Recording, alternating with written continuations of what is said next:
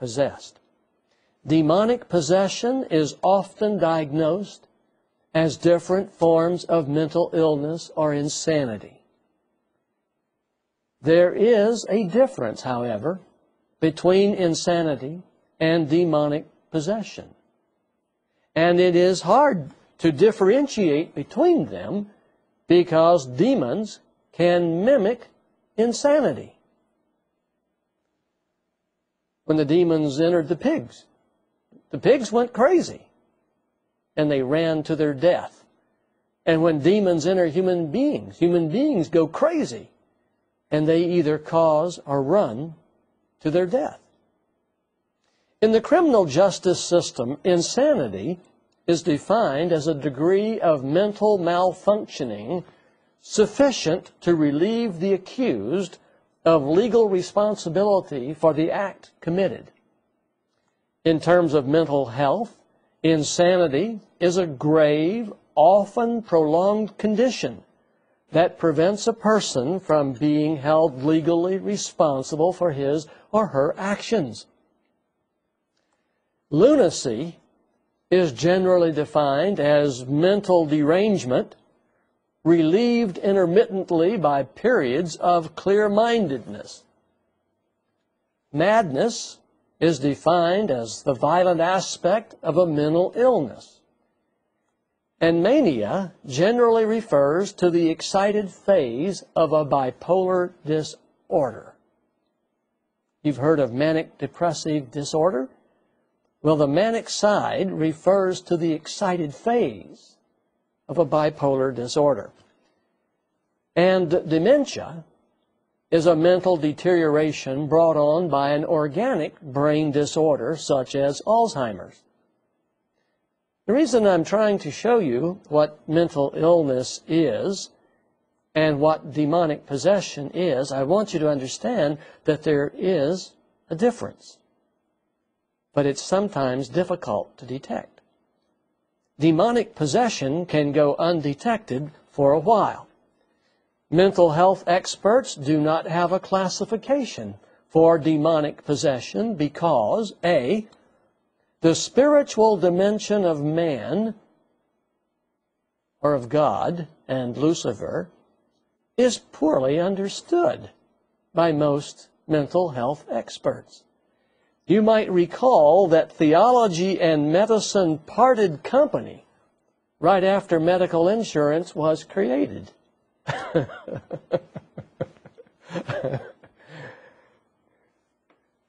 Medical insurance only covers, tangible problems, not spiritual problems. Actually, the real problem is that mental health experts cannot quantify the symptoms of demonic possession. There are just too many deviations and inconsistencies. Let me say that there are a number of mental health experts that I highly respect. So I want to make this point very clear. It can be very difficult and frustrating to distinguish between a mental illness and demonic possession.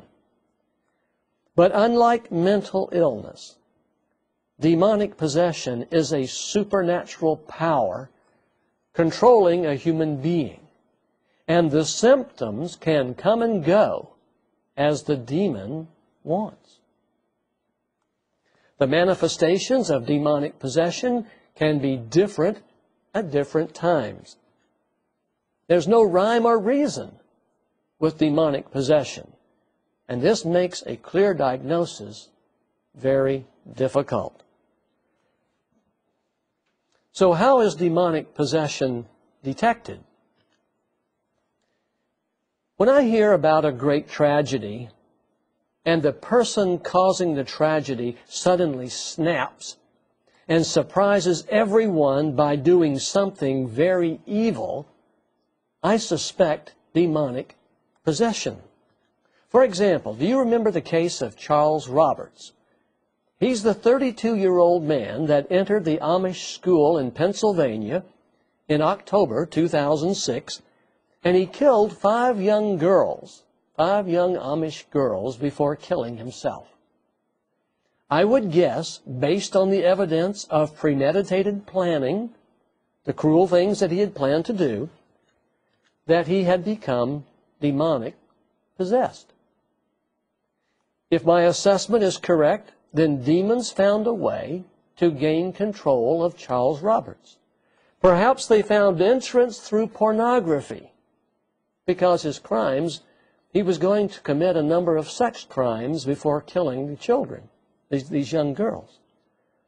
But once the demons gained control of him, he carried out their demonic desires. Think about this. If a human being can be filled with the Holy Spirit, and through the power of the Spirit overcome evil, doesn't it make sense that a human being can be filled with a demonic spirit and be overcome with evil? Sure. The Bible teaches that the Holy Spirit can transform the carnal heart into a noble character of love and service. And it is interesting that while in doing this, the Holy Spirit leaves the saint's freedom of choice intact.